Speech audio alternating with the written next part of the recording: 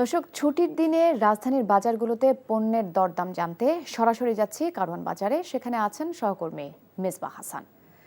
মিসবাহ, কারওয়ান বাজারে আছেন আপনি। গত সপ্তাহের সাথে এই সপ্তাহের পণ্যের দামের কোনো তারতম্য দেখছেন?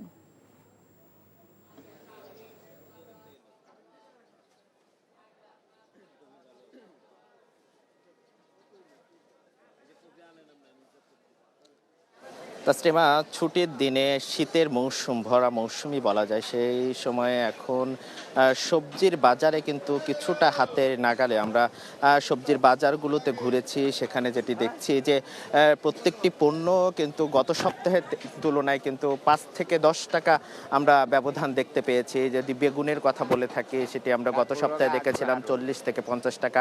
আজকে আমরা সেটি দেখেছি ৩০ থেকে ৪০ টাকা পর্যন্ত বিক্রি হচ্ছে। ফুলকপি, বাঁধাকপি আমরা গত সপ্তাহে দেখেছি ৩০ থেকে ৪০ টাকা। আজকে আমরা সেটি ২৫ থেকে ৩০ টাকার মধ্যে আমরা দেখতে পেয়েছি।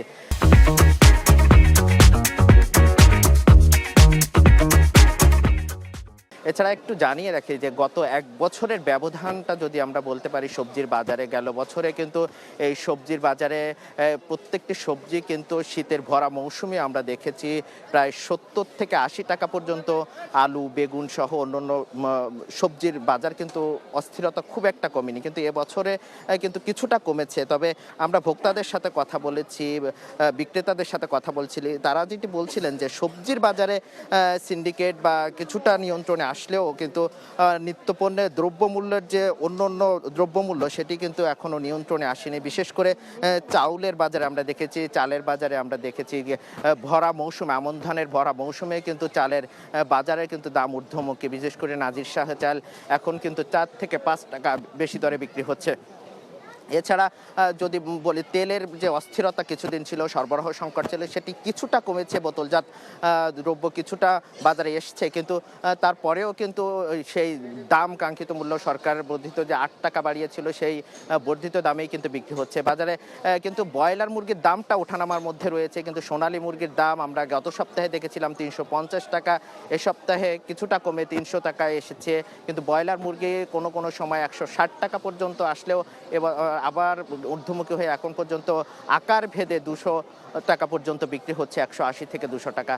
এছাড়া তেলের বাজারের কথা বলছিলাম, তেলের বাজারের সংকট কিছুটা কমেছে, সরবরাহ একবারে স্বাভাবিক হয়নি। তবে দাম মূল্য নিয়ে কিন্তু যারা বিক্রেতারা বলছিলেন যে আগে যে একটি বোতলজাত পণ্যে যত পরিমাণ ভোক্তাদেরকে ছাড় দিতে পারতো, সেই ছাড় কিন্তু তারা দিতে পারছে না।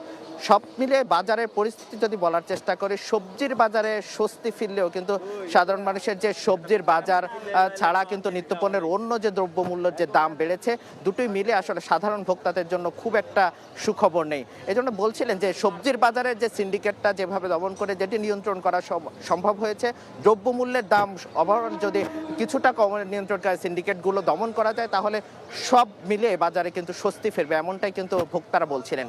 এই ছিল বাজার নিয়ে সবশেষ। তাসলিমা।